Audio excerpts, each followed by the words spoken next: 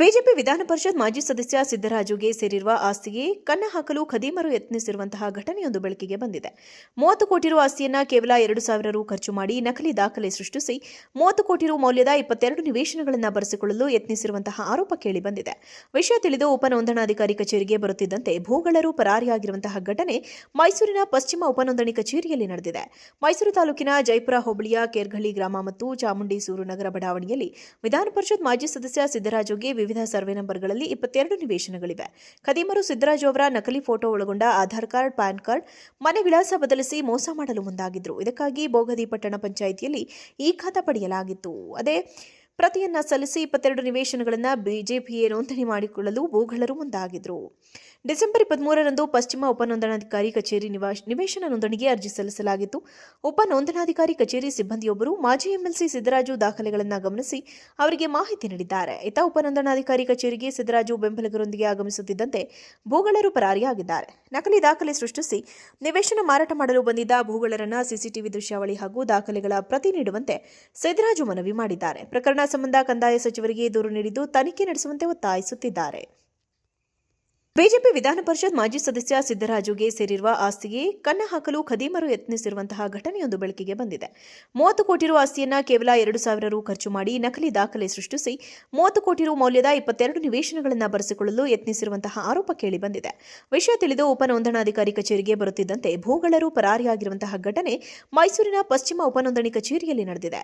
ಮೈಸೂರು ತಾಲೂಕಿನ ಜೈಪುರ ಹೋಬಳಿಯ ಕೇರ್ಘಳ್ಳಿ ಗ್ರಾಮ ಮತ್ತು ಚಾಮುಂಡಿ ಸೂರು ನಗರ ಬಡಾವಣೆಯಲ್ಲಿ ವಿಧಾನ ಪರಿಷತ್ ಮಾಜಿ ಸದಸ್ಯ ಸಿದ್ದರಾಜುಗೆ ವಿವಿಧ ಸರ್ವೆ ನಂಬರ್ಗಳಲ್ಲಿ 22 ನಿವೇಶನಗಳಿವೆ. ಖದೀಮರು ಸಿದ್ದರಾಜು ಅವರ ನಕಲಿ ಫೋಟೋ ಒಳಗೊಂಡ ಆಧಾರ್ ಕಾರ್ಡ್, ಪ್ಯಾನ್ ಕಾರ್ಡ್, ಮನೆ ವಿಳಾಸ ಬದಲಿಸಿ ಮೋಸ ಮಾಡಲು ಮುಂದಾಗಿದ್ರು. ಇದಕ್ಕಾಗಿ ಬೋಗದಿ ಪಟ್ಟಣ ಪಂಚಾಯಿತಿಯಲ್ಲಿ ಈ ಖಾತಾ ಪಡೆಯಲಾಗಿತ್ತು. ಅದೇ ಪ್ರತಿಯನ್ನ ಸಲ್ಲಿಸಿ 22 ನಿವೇಶನಗಳನ್ನು ಬಿಜೆಪಿಯೇ ನೋಂದಣಿ ಮಾಡಿಕೊಳ್ಳಲು ಭೂಗಳರು ಮುಂದಾಗಿದ್ರು. ಡಿಸೆಂಬರ್ 23ರಂದು ಪಶ್ಚಿಮ ಉಪನೋಂದಣಾಧಿಕಾರಿ ಕಚೇರಿ ನಿವೇಶನ ನೋಂದಣಿಗೆ ಅರ್ಜಿ ಸಲ್ಲಿಸಲಾಗಿತ್ತು. ಉಪನೋಂದಣಾಧಿಕಾರಿ ಕಚೇರಿ ಸಿಬ್ಬಂದಿಯೊಬ್ಬರು ಮಾಜಿ ಎಂಎಲ್ಸಿ ಸಿದ್ದರಾಜು ದಾಖಲೆಗಳನ್ನು ಗಮನಿಸಿ ಅವರಿಗೆ ಮಾಹಿತಿ ನೀಡಿದ್ದಾರೆ. ಇತ್ತ ಉಪನೋಂದಣಾಧಿಕಾರಿ ಕಚೇರಿಗೆ ಸಿದ್ದರಾಜು ಬೆಂಬಲಿಗರೊಂದಿಗೆ ಆಗಮಿಸುತ್ತಿದ್ದಂತೆ ಭೂಗಳರು ಪರಾರಿಯಾಗಿದ್ದಾರೆ. ನಕಲಿ ದಾಖಲೆ ಸೃಷ್ಟಿಸಿ ನಿವೇಶನ ಮಾರಾಟ ಮಾಡಲು ಬಂದಿದ್ದ ಭೂಗಳರನ್ನ ಸಿಸಿಟಿವಿ ದೃಶ್ಯಾವಳಿ ಹಾಗೂ ದಾಖಲೆಗಳ ಪ್ರತಿ ನೀಡುವಂತೆ ಸಿದ್ದರಾಜು ಮನವಿ ಮಾಡಿದ್ದಾರೆ. ಪ್ರಕರಣ ಸಂಬಂಧ ಕಂದಾಯ ಸಚಿವರಿಗೆ ದೂರು ನೀಡಿದ್ದು ತನಿಖೆ ನಡೆಸುವಂತೆ ಒತ್ತಾಯಿಸುತ್ತಿದ್ದಾರೆ. ಬಿಜೆಪಿ ವಿಧಾನ ಪರಿಷತ್ ಮಾಜಿ ಸದಸ್ಯ ಸಿದ್ದರಾಜುಗೆ ಸೇರಿರುವ ಆಸ್ತಿಗೆ ಕನ್ನ ಹಾಕಲು ಖದೀಮರು ಯತ್ನಿಸಿರುವಂತಹ ಘಟನೆಯೊಂದು ಬೆಳಕಿಗೆ ಬಂದಿದೆ.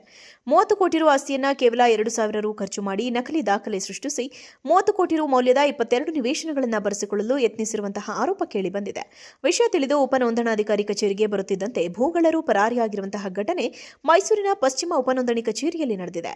ಮೈಸೂರು ತಾಲೂಕಿನ ಜೈಪುರ ಹೋಬಳಿಯ ಕೇರ್ಘಳ್ಳಿ ಗ್ರಾಮ ಮತ್ತು ಚಾಮುಂಡಿ ಸೂರು ನಗರ ಬಡಾವಣೆಯಲ್ಲಿ ವಿಧಾನ ಪರಿಷತ್ ಮಾಜಿ ಸದಸ್ಯ ಸಿದ್ದರಾಜುಗೆ ವಿವಿಧ ಸರ್ವೆ ನಂಬರ್ಗಳಲ್ಲಿ 22 ನಿವೇಶನಗಳಿವೆ. ಖದೀಮರು ಸಿದ್ದರಾಜು ಅವರ ನಕಲಿ ಫೋಟೋ ಒಳಗೊಂಡ ಆಧಾರ್ ಕಾರ್ಡ್, ಪ್ಯಾನ್ ಕಾರ್ಡ್, ಮನೆ ವಿಳಾಸ ಬದಲಿಸಿ ಮೋಸ ಮಾಡಲು ಮುಂದಾಗಿದ್ರು. ಇದಕ್ಕಾಗಿ ಬೋಗದಿ ಪಟ್ಟಣ ಪಂಚಾಯಿತಿಯಲ್ಲಿ ಈ ಖಾತಾ ಪಡೆಯಲಾಗಿತ್ತು. ಅದೇ ಪ್ರತಿಯನ್ನ ಸಲ್ಲಿಸಿ 22 ನಿವೇಶನಗಳನ್ನು ಬಿಜೆಪಿಯೇ ನೋಂದಣಿ ಮಾಡಿಕೊಳ್ಳಲು ಭೂಗಳರು ಮುಂದಾಗಿದ್ರು. ಡಿಸೆಂಬರ್ 23ರಂದು ಪಶ್ಚಿಮ ಉಪನೋಂದಣಾಧಿಕಾರಿ ಕಚೇರಿ ನಿವೇಶನ ನೋಂದಣಿಗೆ ಅರ್ಜಿ ಸಲ್ಲಿಸಲಾಗಿತ್ತು.